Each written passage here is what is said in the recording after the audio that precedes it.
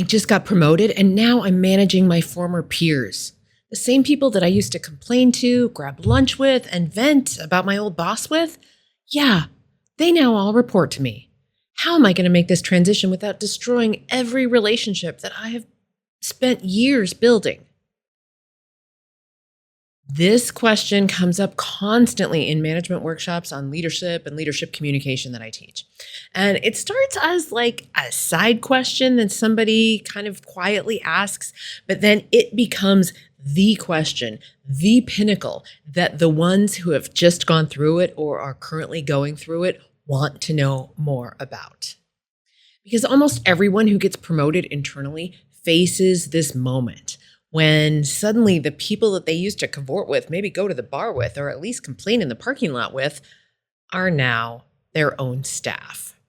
And you just can't do it the same way that you did it before. Now, most advice treats this like a tactics problem. Do this, say this thing, try this technique. But what I've seen and what I want to talk through today is that this is actually an identity shift that you're going through. That's right, it's an identity shift.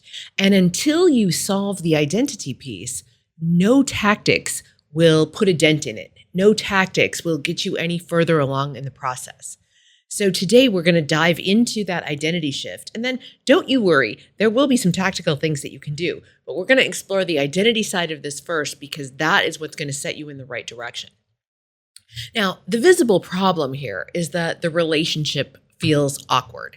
And maybe it's the relationship with all of the people that you now manage, or maybe it's just one or two that you were the closest with when you were peers. Along with that, your authority over them feels shaky because you haven't been their boss before. And the rules feel like they have just completely shifted and changed right from underneath you. Okay, but the real problem is an identity one, as I mentioned. So you now hold two identities at the same time, peer and boss. And they're in direct conflict with one another, especially if you were a close peer and a close work friend. So what nobody tends to tell you when you're making this transition is that your team needs clarity from you. When you're ambiguous about your own role and your relationship with the folks on your team, well, they fill the gap with their own assumptions. And most of the time, that goes badly and it goes in your disfavor. Now, the truth is that trying to stay one of the team is probably the most least loyal and the most least effective thing that you can do to the people that you now lead. They need a manager. They need a leader. They need somebody who's going to step up to bat for them, not a peer who happens to sign their performance reviews. Now, that may feel counterintuitive at first, but this is the identity work that I'm talking about. And this is the work that when you do it is going to be best for your team. Now, that identity work involves some reflection, and it involves some growth, and it involves some rethinking who your peer group is now. Now, let's go back to the folks that you used to be peers with. This transition, this identity shift, it is a loss. And it's worth naming that, especially if you were really close, because a lot of folks have their work friend who became their real friend who now is maybe one of their best friends. So there is a sense of real loss. And the first part of the identity shift is to honor that loss. And skipping that step is where most people get stuck or go wrong. There's a real history with folks. I mean, again, it started off as your coworker, and then they became your work friend, and then they became your real friend, and maybe you're even real friends outside of work. And that is a really challenging place to be in. So first of all, you have to just honor that and to a certain extent, mourn the loss of that relationship. Now, it doesn't mean that you can't be friends with them outside of work. What it does mean is that you have to draw some different boundaries. And we'll continue to talk about that as we go along.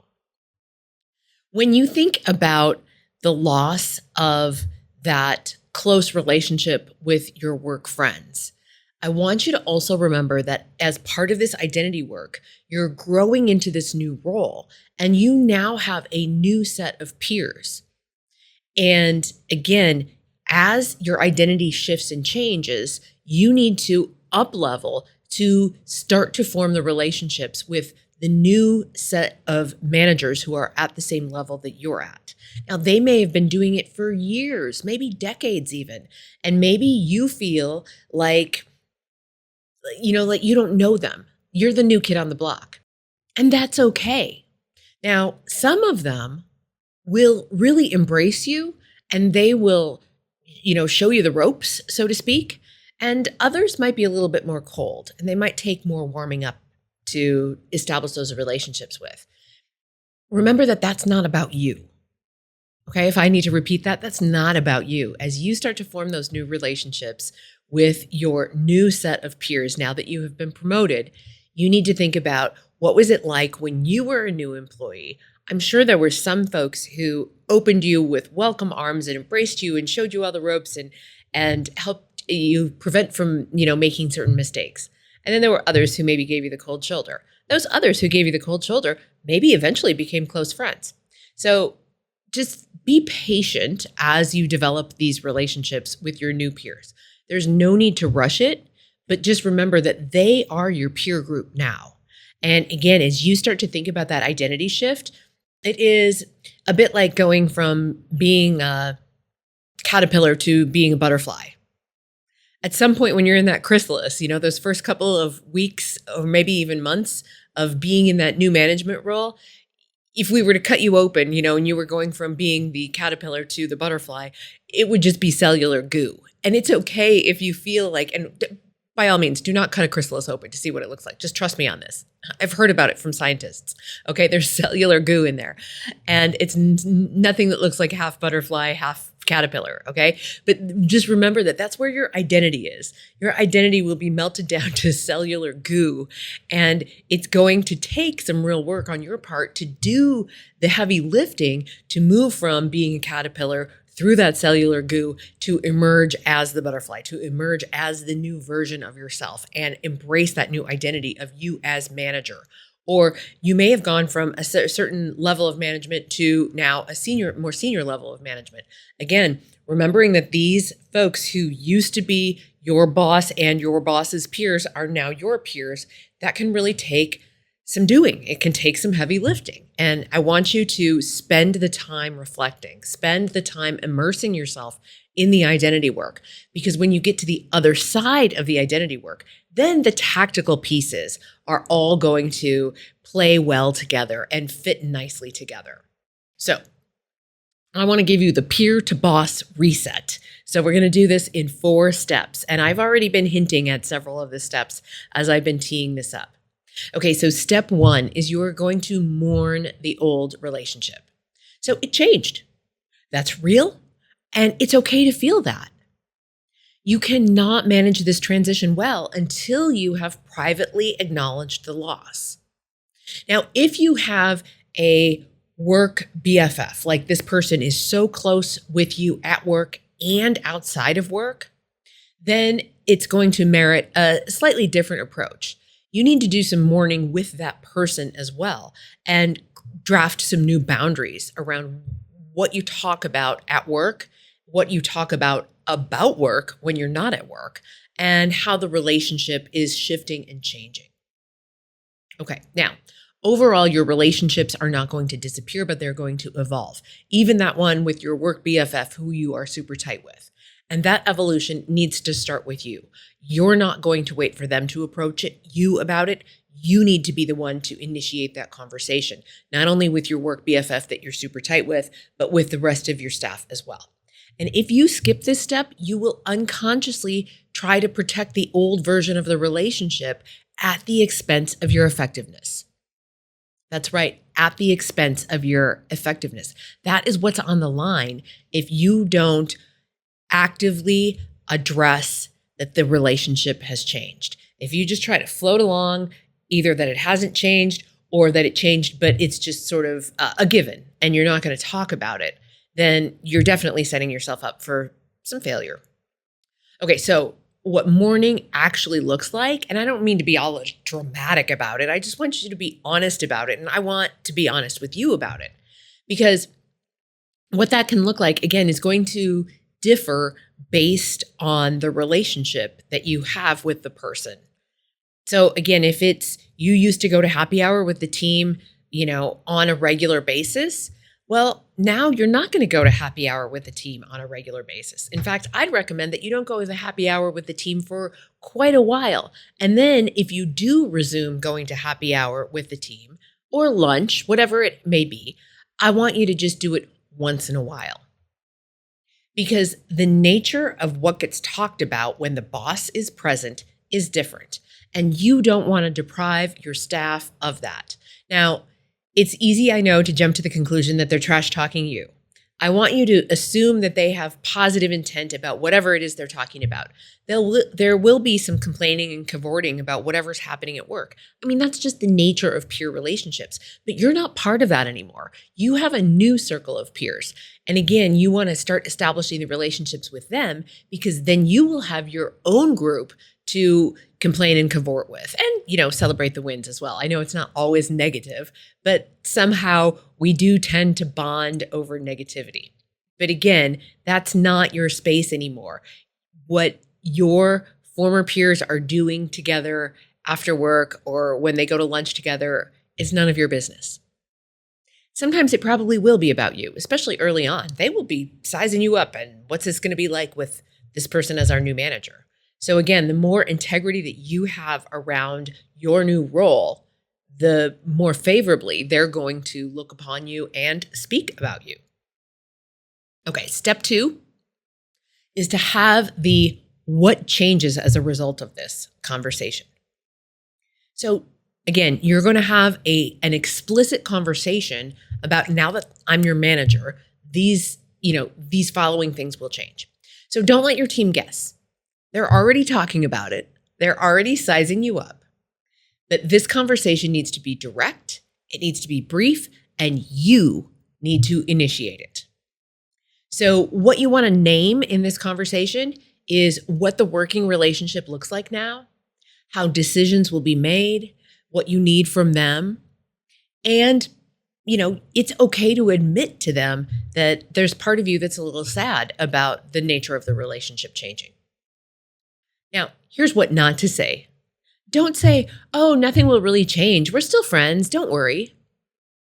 Don't say those things. Those types of statements completely undermine your authority, and it leaves your team guessing about whether or not you're going to be able to go to bat for them.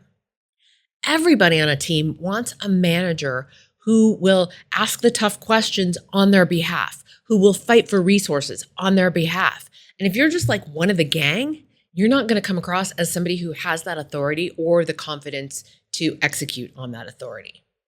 Now, you don't have to have all the answers, but you do have to be honest about where you stand as you're still figuring it out. Now, as you think about having this conversation, I want to especially note that this is for one-on-one conversations first. And the reason it's for one-on-one conversations first as opposed to a team meeting is that each different relationship that you have with your former peers is going to be a different type of relationship, a different degree of closeness. So it's not a one-size-fits-all conversation.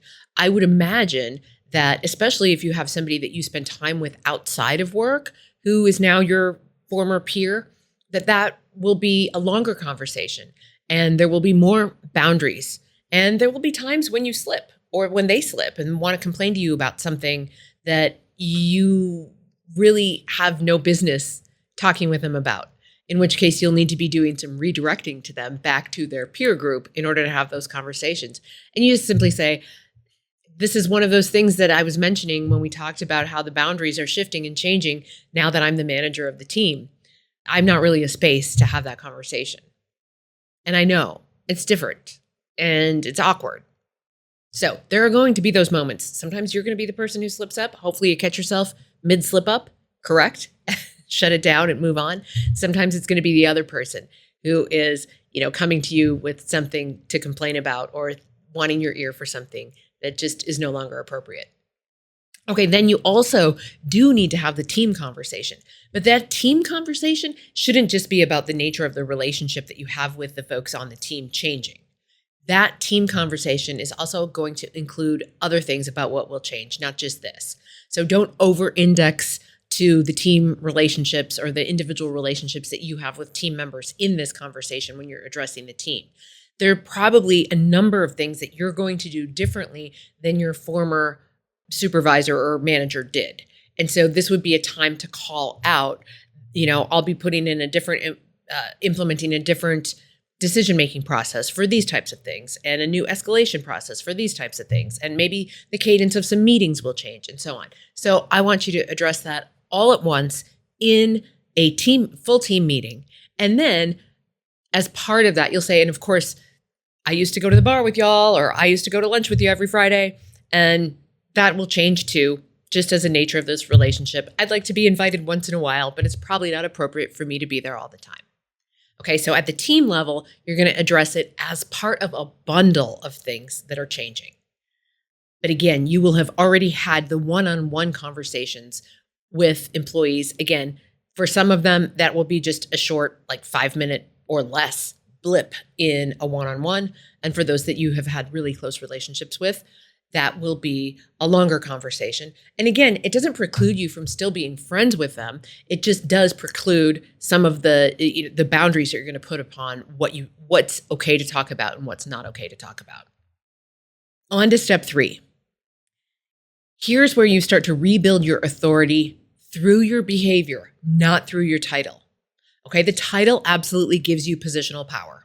That is real. But if you don't act the way you need to act, if you don't walk the walk and walk the talk, both, then it's going to backfire. So the authority that your team will actually follow is going to come from consistency, from you doing what you said you were going to do, the follow through, making those tough calls, having those tough conversations, giving difficult feedback, and being honest even when it's uncomfortable. That's how you build your authority with the team. So the former peers who are watching you most closely, well, they already know how you operate. And that's an asset if you use it. They've seen you at your best. They know that you're made of the stuff that is going to make for a good manager. Now, remember, they've also probably seen you at your worst. But the first hard call that you make as a manager, the one that they disagree with, the one that they maybe push back on, and maybe not all of them, but some of them, that is the moment that the transition either lands or slips from underneath you. The difference between positional power and earned authority is how you address real situations. It doesn't matter what your title is. If you don't stand up and deal with the tough stuff, then you've basically undermined yourself. Okay, so this is probably where, this might some days feel like pushing a big boulder up a steep hill. But again, it's those tough conversations. It's being straight with people. It's advocating for what's best for the team, even if sometimes they disagree with that. Okay, and then on to step 4. Step 4, we're going to think about loyalty. Okay, now it might feel like staying friends with them is loyalty, but no. Loyalty to your team does not look the same as it did when you were peers. Specifically, who you vent to, remember, that's not going to be your direct reports anymore, and what you share about organizational decisions and things coming from up above, who gets the benefit of the doubt in a conflict, all of those kinds of things need to address or need to have underneath them your loyalty to the team. Not your loyalty to this person because you were better friends with them when you were peers. Not because of any of those dynamics, but you have to think of the team as the whole, and you have to be thinking about what's best for the team. And you're going to put your loyalty there in the team. Now, when you're a manager, or especially if you're a new supervisor, this can feel like a weird, messy middle because you're also loyal up the org chart as well. You need to have some loyalty to your boss, but you also need to be incredibly loyal to your team, but not to the individual members of your team as individuals. I hope that makes sense because if you've sort of tuned out, this would be a good time to tune back in and listen, because I'm going to say that again. Your loyalty is to the team as the whole. So you're doing what's best for the whole team, not what's best for this individual on the team or that individual on the team. And that can be a tricky space to navigate, especially because you maybe had your favorite peers when you were peers. As the manager, you need to have more impartiality in that space, and your loyalty needs to be to the team as a whole. So you're trying to do all of the things that make the team better and make the team succeed. Okay, so there's a difference. And again, you've got that loyalty up the org chart as well, because you need to be loyal to your boss. And sometimes those things will feel like they are almost in direct conflict. Okay, now the social dynamic is going to shift too, and you don't have to stop being human and you don't have to stop being friends, but you do have to stop being the center of the conversations that go, oh my gosh, can you believe this company? Can you believe that we don't have the resources, the funding, the time, that, whatever it is, all that cavorting and complaining? You don't get to have those conversations with your former peers anymore. And again, that's part of your loyalty to them as a team. You're no longer one of them. You are about them getting everything that they need to do their jobs and do them well. And then you get out of the way. I'll talk more about that in a second. Okay, but this is the step that most new managers will resist the longest, and it's one that costs them the most. Because that loyalty, you were loyal to these folks. You've been in the trenches together. You have bonded through, trauma, hopefully trauma with a lowercase t. When your favorite manager got a promotion, or when something unjust happened and y'all, trauma bonded over it. But you've got to transcend that now. Again, that is one of the steps that most new managers resist the longest. And what this new loyalty looks like in practice is this. Okay, specific situations where it gets tested.